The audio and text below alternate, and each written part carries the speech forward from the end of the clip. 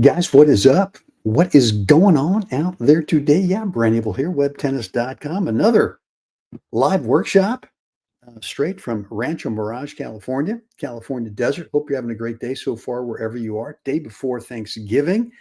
And I'm actually expecting a pretty low turnout. So if you are here today for the live version, I really, really appreciate it. That's cool. Look, first things first, let me know if you can hear me okay. And right down below in the comments area, just go ahead and type in, yes, you can hear me. If you can't, you can't. So you wouldn't be able to type in. But if you can hear me okay, go ahead and type it into the comments area, coming through loud and clear. And then, of course, let me know where you are today. And like I said at the top here, yeah, I'm in Rancho Mirage, California, Mission Hills Country Club at our house here. We are literally a 30-second walk from grass court 10. So yeah, spoiled. I admit it, but beautiful day here. Forecast is going for 82 degrees on the day before Thanksgiving. Tomorrow, 80. Whole weekend looks great. Kids are showing up, various parts of California. One from South Reno by Mount Rose. So that's going to be cool. Be hanging out with them this weekend. But yeah, right down below in the comments area, let me know you can hear me okay, and where you're calling in from or where you're logging in from today. We're going to get started here in 1 minute, and at noon Pacific time zone, less than a minute, I guess. What we got here? 11:59. Yeah, so we'll get started pretty soon.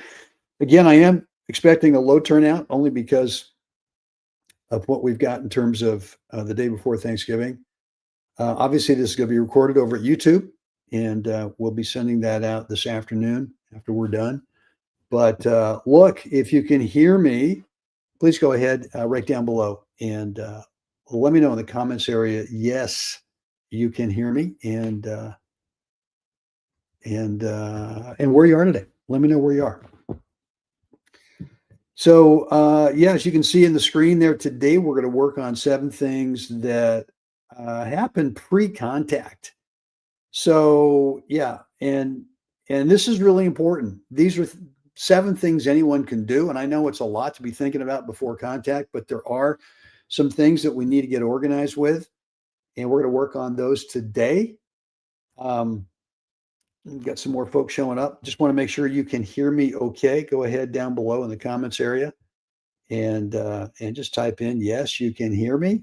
No, you can't hear. Well, you can't hear me. You wouldn't know to type it in. But let me know. Hold on for 1 sec. Let me make one adjustment here. Bring that back out here. All right, Kathy, thank you very much. Guys, where are you today? Go ahead and type it into the chat area there, in the comments area. Let me know where you are, and we're going to get started here in a minute. Well, there could be some late check-ins. That's cool. I'd like to give everyone an extra minute or so to kind of get settled in. Let's do this, and there we go with that. And okay, I think we're ready to roll. So, guys, first things first, thank you for showing up today. And if you're listening to this on the recording, glad to have you as well. And we are going to go for 30 minutes max. I know everyone's probably busy today, so I want to get you in and out in a timely manner. And we're going to work on, number one, helping you become a really consistent shot maker. And the premise here in becoming a consistent shot maker is that you don't, in terms of becoming better as a player, playing at a higher skill level, it really has nothing to do with adding more layers of stroke technique. It really gets down to actually paring away the unnecessary stuff, the unneeded stuff, so that swing tech, stroke technique becomes repeatable, becomes sustainable. And when you become a much more consistent shot maker, meaning that you're getting more balls back in play where maybe you weren't before, that's when you become a lot more confident. And when you become more confident is when your skill level starts to really solidify at whatever is your current top skill level. And before we get started, look, you've heard me, if you've been with me any amount of time, you've heard me talk about skill level range. What's your SLR? And if you're rated, let's, for example, use an NTRP rating. And if you're a 4.0, for example, that's an average of how you play over the course of a set, a course of a match, maybe the course of 10 matches. Is the reason you're rated 4.0s because that's an average of, very often you can play up around 4.1, 4.2, maybe a little bit higher than that. But too often you're playing down below 4.0, maybe dipping into 3.5. And so the 4.0 is an average. It's not that you're consistently playing there. Sometimes you're playing up, sometimes you're playing down. And what we got to get you to do is to eliminate the bottom of that skill level range, right? And so what we're looking for is not a wide skill level range where 4.2 all the way down to 3.5. We're looking for you to build a very narrow skill level range, which is going to be 4.0 at the very bottom, 4.1, 4.2, somewhere in there. And once you start doing that on a consistent basis, that's where you build confidence in your game. You build confidence, number one, when you go out to play a match, because you know that's your range. That's where you're going to play within. And that's a real confident boost as opposed to thinking, God, today, am I going to play at the top of my range? Or I'm going to be playing down here, 3.5, 3.6 if you're rated 4.0. And that's where we're not confident. And we start to, especially against teams in doubles or opponents in singles where we're kind of going, oh, this is a good team today. I got to bring my A game. And then you're putting pressure on yourself. If you've got that wide skill level range, you're putting pressure on yourself to have to play at the very top. And we don't want that. We want you to be able to go out there and confidently feel you're so consistent with your shot choices, with making shots, you're consistently playing at the very top. Once you start doing that on a regular basis, that's when you build the confidence to start exploring, well, what's the next level, right? If you're 4.0, we're using that as an example. Once you get there, consistently playing at 4.0, 4.1, 4.2 level, that's when you build the confidence to really start to explore, well, what's it like to play at a 4.5 range?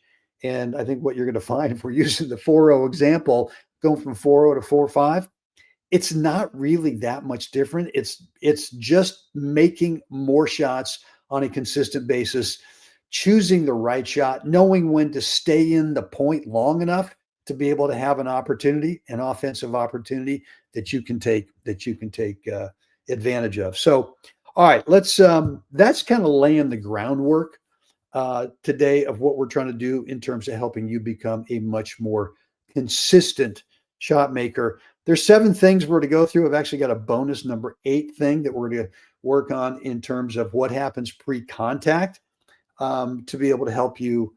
Because really, pre-contact is if you get all these things organized, the shot itself through the ball is really pretty simple.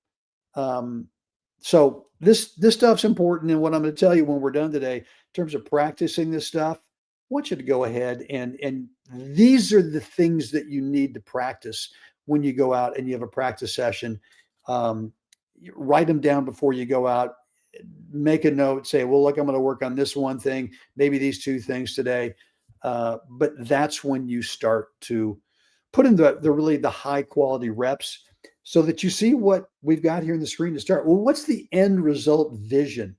What do we want out of this? Well, there's 4 things that I've written down here. Number 1, we really want to come away with crystal clear shot choice clarity, right? And one of the things that we're going to work on today is how do we build that clarity? Number 2 is relaxed, clean, repeatable stroke technique. And the key there is relaxed, right? If we're bringing too much tension into our game, it's really tough to be a repeatable, sustainable, or to bring repeatable, sustainable stroke technique over and over and over again. So we got to find a way to get relaxed on this. Number 3 there is the confidence to take your time. And there's going to be a common theme today with all 7 and the bonus number 8. There's going to be a common theme in each one of these pre-contact fundamentals that is going to build the confidence that you can take your time to deliver the racket at just the ideal time and not rush that, not be too early. Most players, if the timing's wrong, is not because they're too late. They're actually too early, and we're going to clean that up today. And the other thing I want you to be thinking about is to look, others do this, right? Why not me? I mean, why not you? Why not, if you see other players at your tennis facility and you see that they're known as a consistent shot maker, why not me, right? And so I want you to feel that is something that you've got to continue to think that is possible for you, especially if you're putting in on a regular basis the high quality reps that you're going to get there. So blah blah blah. All right, here's the example that we're going to use today, which is this shot that I believe it was maybe today or yesterday in terms of the right shot episode, but it's a singles serve and volley. And this is not just for singles players, what we're working on today. This is also for doubles players as well. But we're going to work on this from this point here. And how do we get set up for this backhand topspin drive that ends up being a passing shot, but this is the actual end result that I want you to feel when we're done today. So let's work through these 7 fundamentals. And again, I got a bonus number 8 that I just added this morning that I don't know why I didn't think of it, but it's super important. So if you looked at that video in terms of serve and volley, good return to serve, and I've just played it back, just kind of scrambled to get it back. So here comes in terms of getting ready for the next shot, which is that topspin backhand drive. Well, what's the first thing that we've got to do? Well, first thing is we got to bring soft hands for anticipation, clarity. You played the ball back. You don't know exactly what this opponent's going to do over there. And so we have to start anticipating, right? That's part of a pre-contact fundamental is some anticipation. We don't know for sure, but you will increase your ability to anticipate. You will increase your ability to get clarity in terms of guessing what that opponent might do, but you got to have soft hands. And the reason why I talk about soft hands or relaxed hands is because when you bring tension into the game, what you're doing is it starts with the hands. All this stuff starts with the hands. And if you start clenching the racket because mentally you're feeling some tension, you're feeling some stress, it gets into your hands. And once it gets into your hands, it works up your arms, into your chest, into your face. And when you've got tension in the hands, you're just not going to have that kind of clarity that you want to have for what's this opponent likely to do, anticipate, right? Some of that's based on, all right, well, there's a wide open court to your left. Okay, the chances are it's going over there. We can obviously look for that, but it could be opponent dependent as well, right? Your opponent, and who knows where this, let's say, for example, this is the end of the first set, and this is the first time you've ever played this opponent. Well, if you've got relaxed hands, you can now have some clarity in terms of what's this opponent done so far in the match, right? If it's an opponent that you played against before, well, now you've got some data on that opponent in terms of how to anticipate for what they might do with this shot. So the first fundamental is got to be soft hands for anticipation, clarity. The tension does start in your hands, and we got to make sure that relaxed hands are going to give you some real benefits. Number one, you're going to see the ball better, right? Out of your visual landscape, you're going to be able to pick out the ball better. You're going to be able to have a faster reaction time in terms of that first step. That first step is so crucial when you react to the shot that they actually play. If you've got too much tension in your hands, you're just slowing yourself down. and you just have this calm confidence that it's okay. It's okay to wait and see as you anticipate what they're about to do. All right, number two, fundamental number two is a visual lock on the tennis ball. And what I've found that works best for me is right before that opponent makes contact, is that it used to be told me that, well, you gotta take a look at the racket. You got to see where the racket's positioned to be able to know what they're going to do. And what I found is that if that's my real focus as opposed to my peripheral focus, that I don't react as quickly as if I'm really focused just before they hit on the tennis ball. Yeah, I see their body over there. I see the racket out of my peripheral. But if I've got soft hands and lock on the tennis ball right before they make contact for a quicker first reaction step. Look, this is just something I've experienced that I've worked through. I spent a lot of time on this. And when I do this, I seem to have a much quicker first step to whatever shot they hit. But you got to have soft hands to be able to do this, right? To really be able to get a visual lock on that tennis ball right before they make contact. Fundamental number three is now going to be shot choice. So you've gone through the anticipation part. You've gone through the visual lock part in terms of when do you start picking up the tennis ball. And for me, I found it's way better if I do it right before they make contact. You got to have soft hands. Well, what's the theme so far? The first three: soft hands, and soft hands again. And soft hands for trusting your initial instinctive first shot choice. Look, I've been talking about this a lot for the last couple of years, is that we go through, I used to do this where the opponent I could have good anticipation, I could have good visual lock, and have a good first step.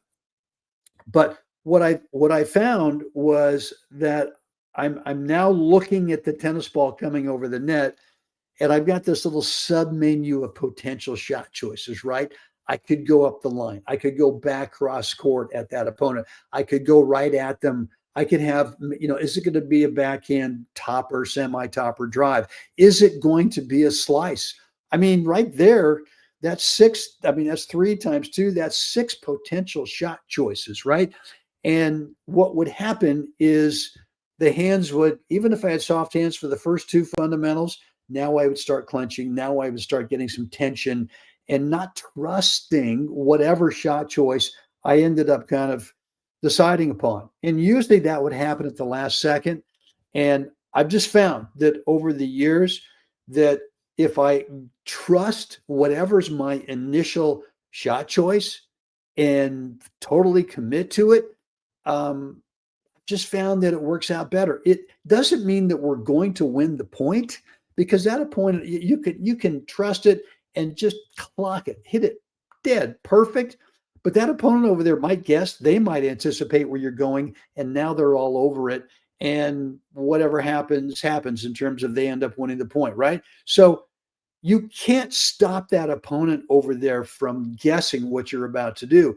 And I think what we go into sometimes with a sub menu of shot choices is we go, well, maybe are they going to guess this? They're going to guess up the line. They're going to guess cross court. And now all of a sudden you're second guessing whatever you're about to do. And you just don't have the commitment. You don't have the confidence. So again, the bottom line is that no matter how much you trust it, no matter how much you believe in it, no matter how much you commit to that instinctive initial shot choice, does not guarantee that you're going to win the point. And that's okay. That's just the reality. That's just the reality of the game. So I've found that I can learn something. If I lose the point, even though I've fully committed to that initial shot choice, it's not like I've failed. It feels like, okay, I got some data. I've got some data on this opponent now, and I can use that for future shot choices, right? So I want you to consider that as well, that when you trust your initial shot choice, if you lose the point, it's just data, right? You haven't failed. It's just simply data based on that opponent, based on their instincts, based on their anticipation. So maybe the next time you're in this type of situation, you decide to go ahead and have a different instinctive shot choice. Hope that makes sense. All right. Fundamental number 4. I got this from the great Dennis Ralston, I would say 10 years ago. And I used to think about my shot choice, even though now I've gone ahead and gone through those first 3 fundamentals in terms of soft hands for anticipation, soft hands for that visual lock right before they make contact, and soft hands to get clarity for a shot choice and trusting it. But I used to think that my target was a spot on that opponent's side of the court. And what Dennis, it's a story for a different day, but what he convinced me of is that no, your target's a spot above the top of the net. It's a spot above the white line, right? And because what that does is, if we think about the spot being a place in the court over there, we tend to think that it's keep away from that opponent. We tend to think our target's more of a moving target, and we're trying to keep it away from the opponent. And that gets a little dicey as opposed to a stationary target. If we think about when we go out in the backboard or we go out in the wall, right? And there's that painted white line. All we're ever thinking about, I want to hit the ball on the backboard above the white line. Well, what do we have with the net, right? We got the white tape, right? At the very top of the net, which to me, when I talked to Dennis about it, he just convinced me, look, it's just like you're on the backboard, right? And so you start when that's your target, you tend to take your opponent out of the equation in terms of a target, and you get much more comfortable in terms of being able to not think, well, I got to play keep away from this guy. It's just simply like you're on the backboard, and all that you're trying to do is play it above the white line too.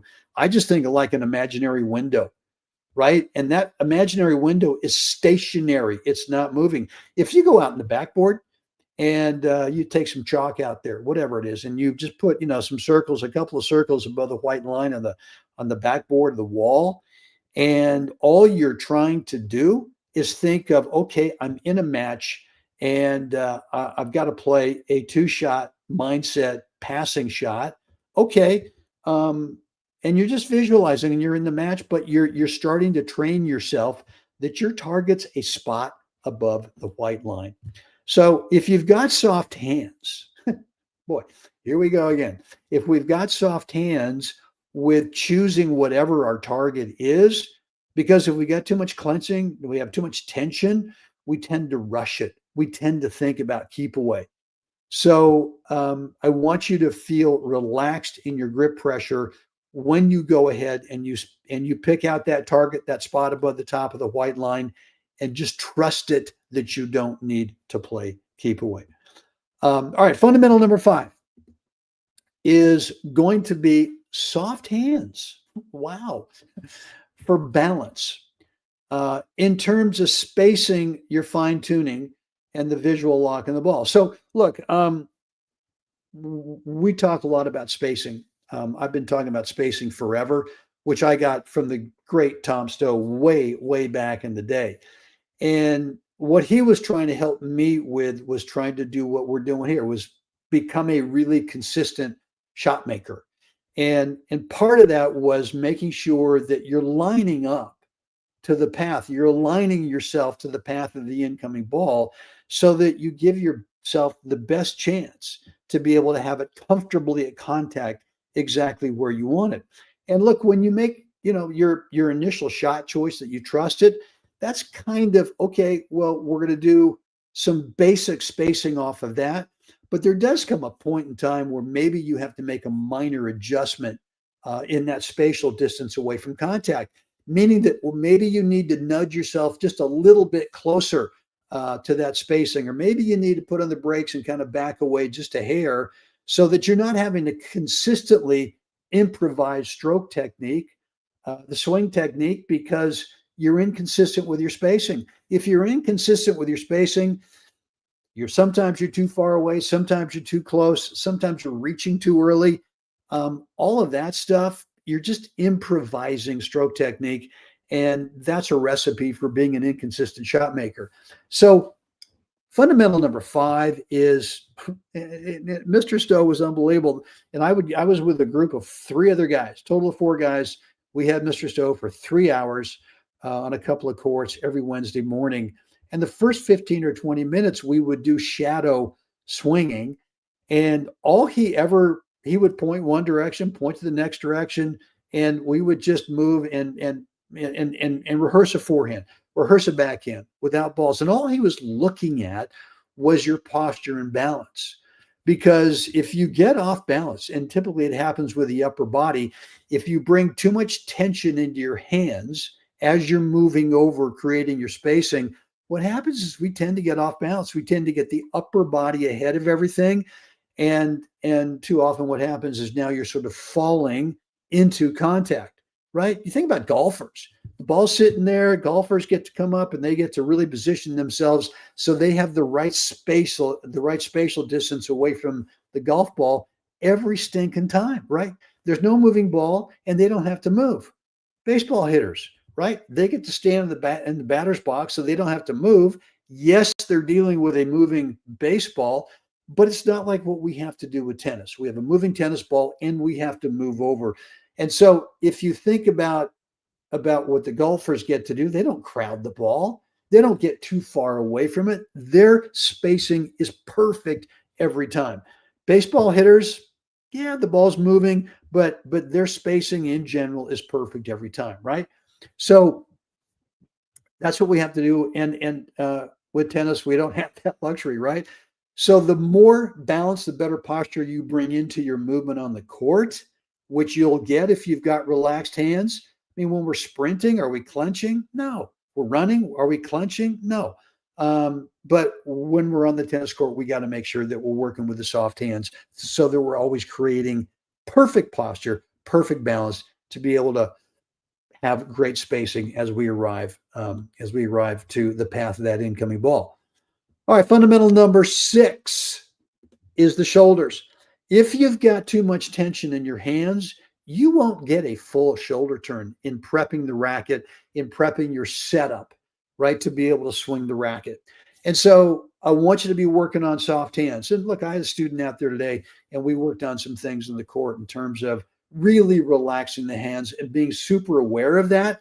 One of the practice things you're going to get out of this when you're just out there rhythm hitting with somebody is you are going to be only focused on, the only thing you're going to be focused on is grip pressure, is grip tension. And look, I mean, do you ever need to squeeze the racket before making contact? Of course not. Do we ever need to squeeze the racket in the ready position? Of course not. You don't have to do that. And I will tell you this, the more tension you bring to the game of tennis through your hands, the chances go way up that you're going to get some elbow issues. You're going to have some wrist issues, injury, some shoulder injuries. You've got to practice. You've got to be really aware as you're warming up, as you're hitting. Are you bringing a relaxed grip into the game? And I've found with me, as long as I've got the right spacing where I'm not having to improvise swing technique, you know what's happening? I don't feel a need to firm up the grip at contact. In fact, the more you firm up the grip at contact, the more you slow the swing down. You get less power. You get less quality spin.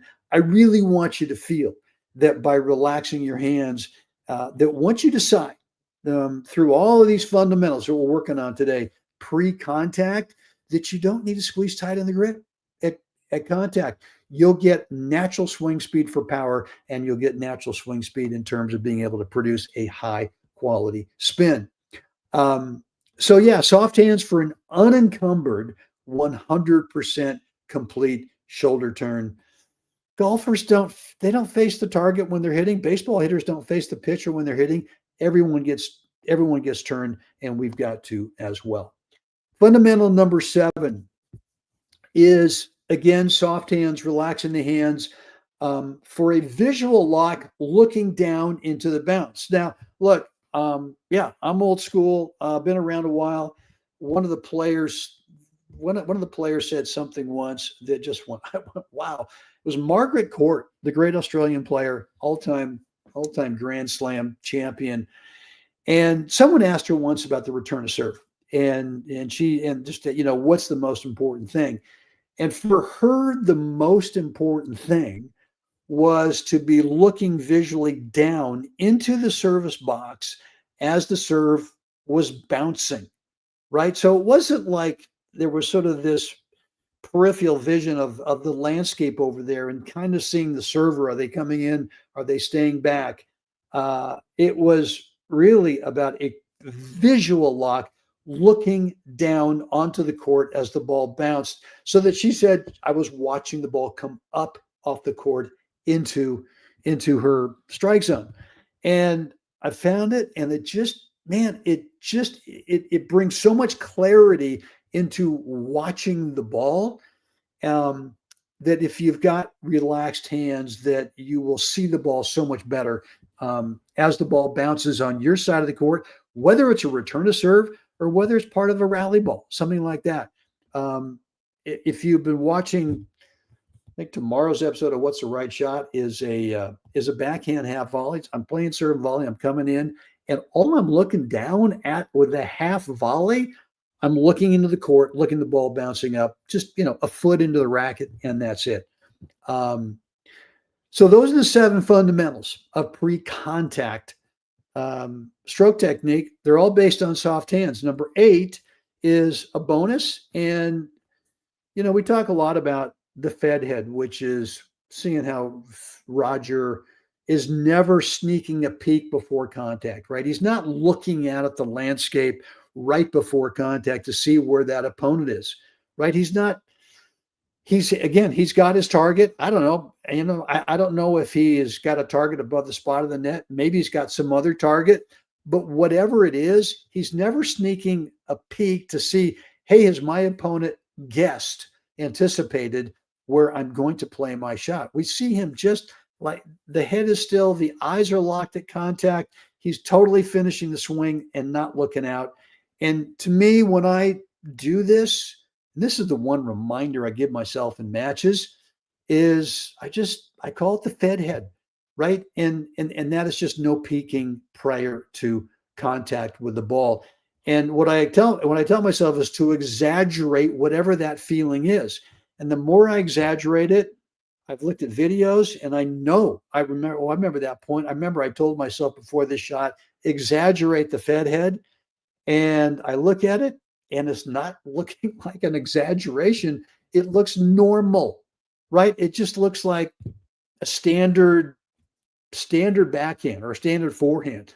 So this takes a lot of practice, right? I would say one of the challenges that I'm presented with, or one of the questions that players have for me, is I keep peeking at my target, or I keep peeking at the landscape to see where my opponent is.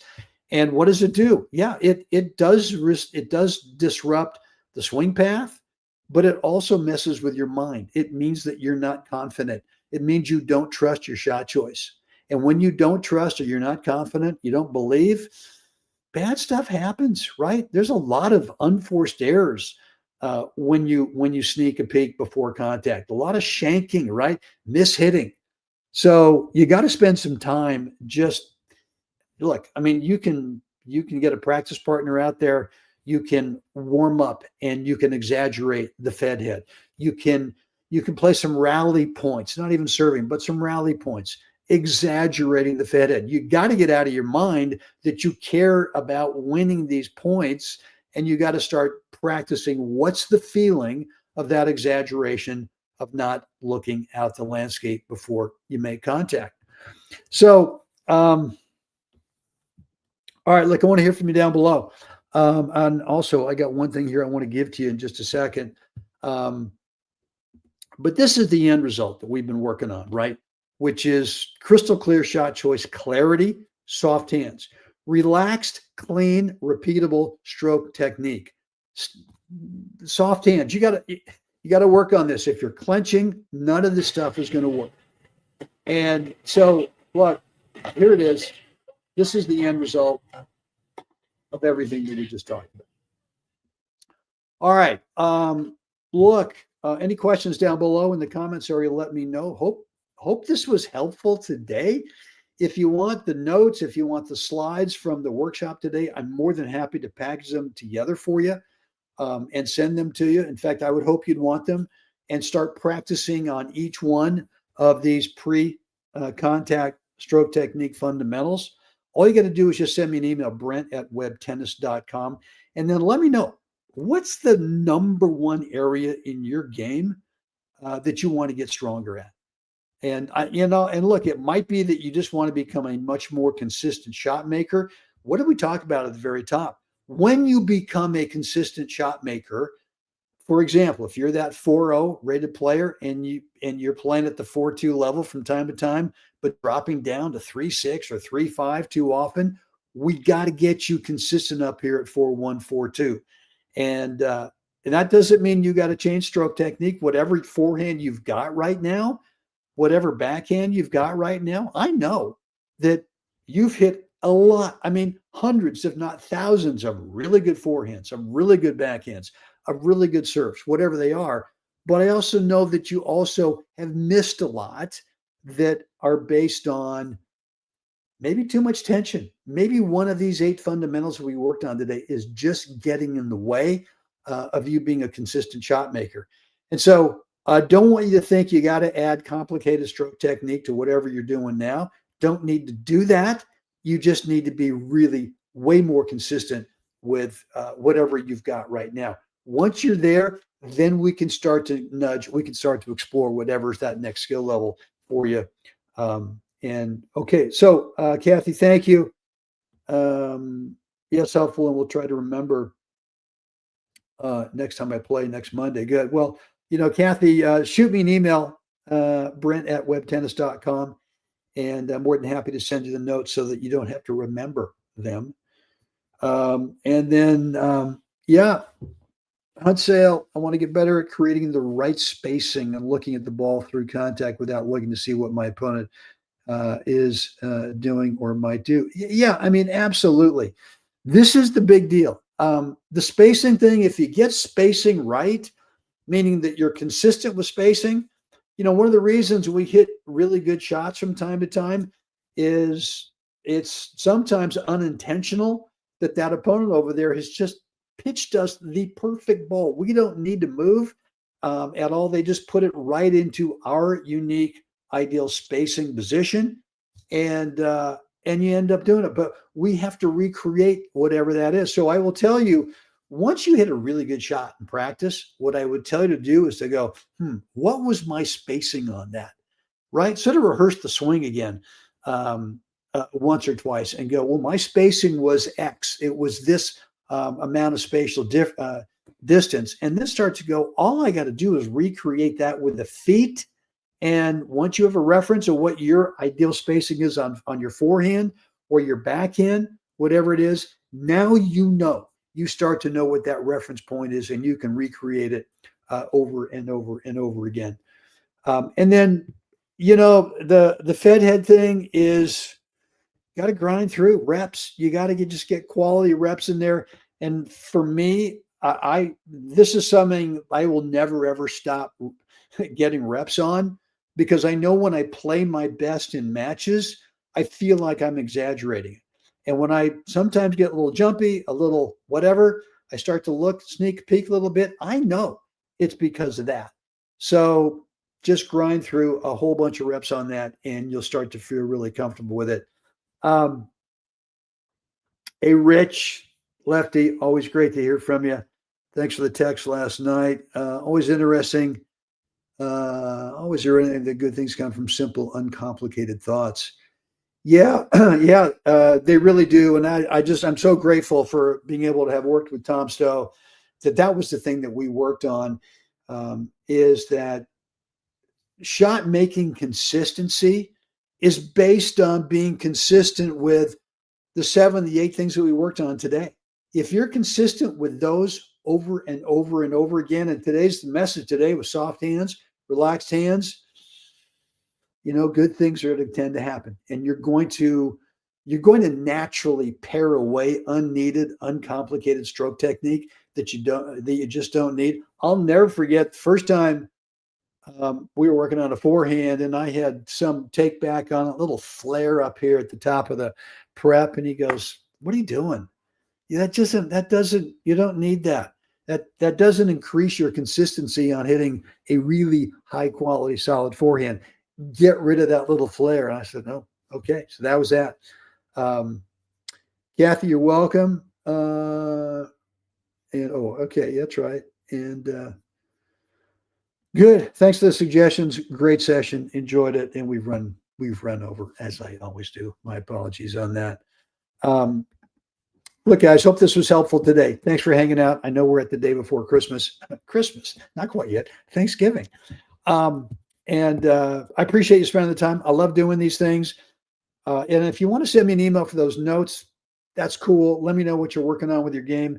But also let me know in this format here where we do a live session, 30 minutes. 30 minutes seems to be like the sweet spot. I know other guys go for a couple of hours, and I don't know. It just seems like a lot, too much redundancy on that.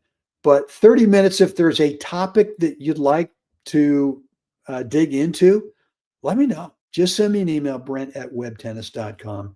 And yeah, let's do it again. All right, guys, that's it for me today. Happy Thanksgiving to all you guys out there. And as always, it's time. We have to get out there. We got to help someone else have a great day, guys. I'm going to see you again next time.